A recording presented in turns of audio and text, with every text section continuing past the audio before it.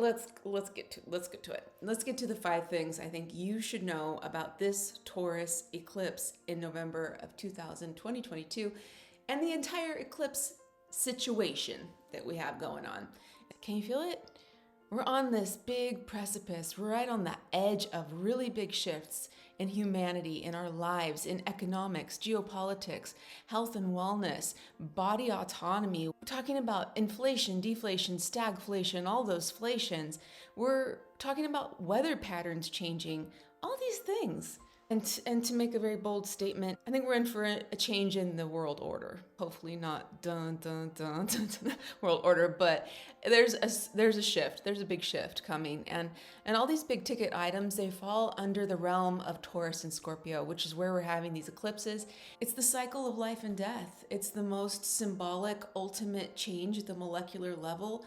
It's repurposing, it's transforming, it's rebirth. Eclipses are those harbingers. They're the markers, the marking points of big beginnings and big endings. And this one's hitting the world with messages and warnings. It's not to scare us into submission, but it's ultimately to provide us lessons, to teach us, to hone us, to sharpen us.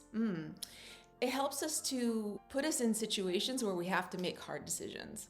Because honestly, that's the only way you change. Nobody became enlightened by sitting and watching Netflix, right? Most people that get to a point where they have wisdom and knowledge, it's because they've had difficult things to experience and go through in their lives. All these changes that make us participants in our lives, in the lives of this world, and it helps us to be better human beings.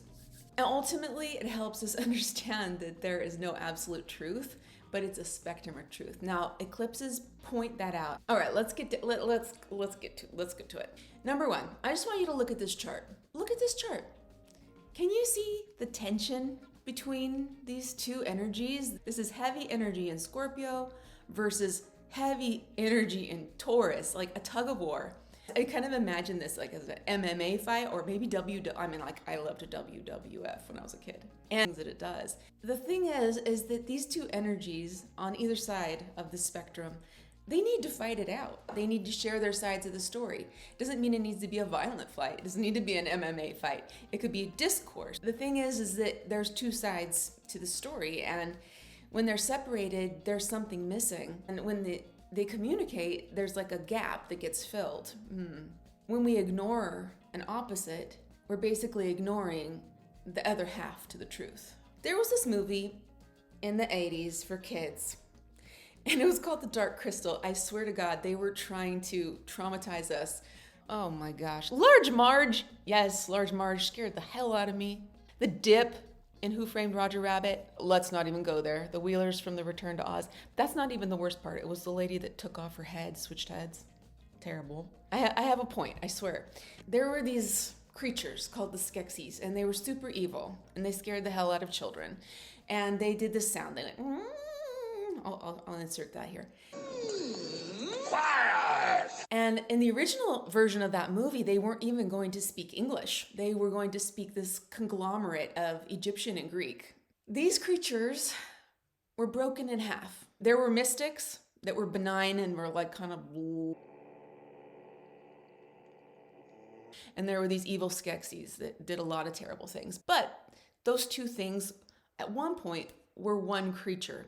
Okay, they were waiting for this conjunction because they did something bad. They were sent to this planet to learn to get through their darkness, to get through their dark side. When the conjunction happened, they were going to be allowed to go home, but they didn't really do the shadow work. And what happened was that the crystal was cracked. The crystal was broken. And the Urskek, they were separated into two species now. They were the Skeksis and the Mystics. And from there, it was just downhill because they started to hate each other. They hated each other. The Skeksis turned on the Mystics. They killed two of them without realizing they were connected. The Mystics were out in the desert. They just didn't want to deal with anything. And the Skeksis were putting out all this propaganda and spreading rumors that the Mystics were evil wizards. This tension between these two creatures made it so the great division between them was hidden, and they even forgot. They didn't even remember that they were one thing. They just forgot. This is where we're at. We're being separated, we're being segregated, we're forgetting that we are one thing. And there's There's propaganda to keep us in that confused state, which brings me to my point number 2. Propaganda, politics, they go hand in hand. This eclipse occurs on Election Day in the United States. What you might not know is that this is the first time in history, in US history, that the election has occurred under a total lunar eclipse. And it won't happen again until the year 2394. 2394. Well, who knows what things will look like for elections or the world or almost anything else, right? Who knows what things will look like in 2394? I mean, hopefully some peaceful Star Trek stuff. I mean, that's the best thing I can hope for. For us humans living here on November 8th, Election Day 2022 in America, I would expect this to be pretty contentious. A bunch of rhetoric, a bunch of business as usual, trying to get your vote here or there. All the celebrities trotted out to tell you where to vote. I think things are changing there too. I really, really do, because people are starting to see through the BS, especially with this Scorpio Mercury Cazimi, which brings me to point number 3. I have so many things I want to tell you, but the third thing I want to tell you. This eclipse is occurring exactly in the moment of the Mercury Cazimi in Scorpio. Sun, Mercury combined, Cazimi, beautiful moment. It's blazing like a laser beam. What does it mean? That means that Mercury is less than a degree away from the sun. It's in the chariot. Mercury has all the power, all the glory, all this nuclear energy behind it to express itself. Mercury in Scorpio does not ever produce superficiality. It probes to the core of reality. It's a true BS detector. Uranus, on the other end, it's always ready for breakthroughs. It's always ready for rebellion. It's always ready for changing things up. Uranus is going to help bring things around. It's going to help usher things along, rock the boat of the old guard. The geezers on both sides of the aisle. And the thing that I think might be most prevalent, especially with America's Pluto return, the old guard is going to be exposed. Where's the money? Where's the real power? And those are the people pulling the strings, very scorpionic, very plutonic. This eclipse could be ushering us into an era where those people hiding in the darkness, the real power players, are going to be exposed to some light. The fourth thing that you need to know about this eclipse is the union, the conjunction, Uranus with the moon. These two are together. They're partners in this strange total eclipse tango. This is The Archetypal Universe by Ren Butler. With the moon and Uranus contacts, he says that we see wide extremes of feelings, sudden shifts in feelings. You're suddenly feeling anger becomes forgiveness. Fear turns into peace. And obviously, it can go the other way. Peace turns into fear.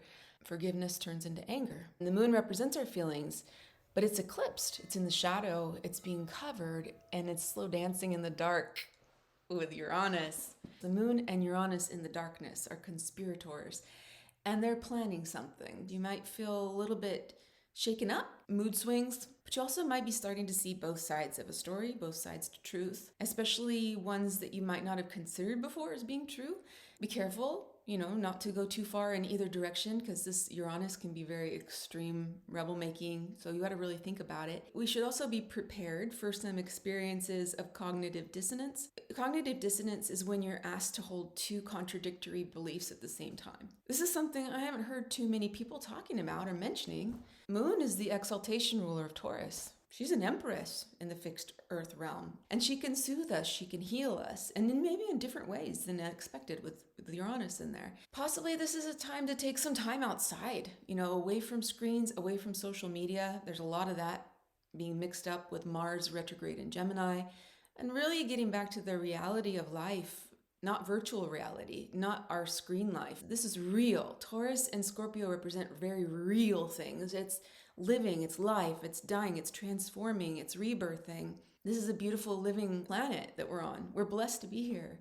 And sometimes we forget because we're busy looking elsewhere, where the real reality is outside and inside. Which brings me to the fifth thing I would love for you to know about this eclipse, and that is about going outside. It's very, very interesting that this is the last total lunar eclipse that we're going to see until 2025. The astrology in 23, 24, and 25, it's some big stuff coming up. This is not just an eclipse. This is a precipice moment. We're here. There's changes about to occur. We're at the beginning of something. And if you have a chance, really, you have a chance to see this, you should go outside and see it and see what this whole blood moon thing is about. Why do they call it the blood moon? You see it with your own eyes. Go experience with your own eyes. Meditate on it. Look at it. Just let the light, the photons, the literal photons, interact with them. They come from the sun to the moon, light to your eyes, into your brain. This brings me to a little bonus I want to share with you. It's an image I want you to keep in mind. During this eclipse and during the next few years, or maybe the rest of your life, it's something that's very important. Ouroboros. Ouroboros. It's the Ouroboros. Ouroboros. Ouroboros is ancient, super ancient. It's expressing the unity of all things, material, spiritual, and it will never disappear. It's perpetually in motion in an entire internal, eternal cycle. Destruction, recreation, death, rebirth. It's considered the oldest allegorical symbol in alchemy. It represents the concept of eternity and endless return. Why is this important? What's the point? Well, eclipses are sometimes called the dragon's head and the dragon's tail. That's a broken Ouroboros. And it's the head of the serpent severed from the body of the serpent. The head is always hungry, wants to eat, but it's never satisfied. It's desirous. And the body is missing its head and it's unable to be liberated. It's unable to get to where it needs to go mentally. It doesn't have a head anymore. It's just a body. And this separating circle, when those things are broken, this is a separating duality into two distinct, seemingly contentious opposites. And this is where we get lost. This is where we get lost because it's hard to incorporate the reality of duality. It's really hard. It's probably one of the hardest things. Cognitive dissonance. Two truths being true at the same time, which they don't match at all. But we can't fathom how these two things can exist as one. It's because we've broken the Ouroboros, and we need to find a way to heal that Ouroboros. Put those things together, let them talk, let them fight it out, let them express different opinions, and have them be accepted. Hey, we don't agree. That's okay. My truth is different from your truth. They can both be true. That's okay. We can all coexist and have different opinions, different beliefs, different religions. We all can fit into this circle.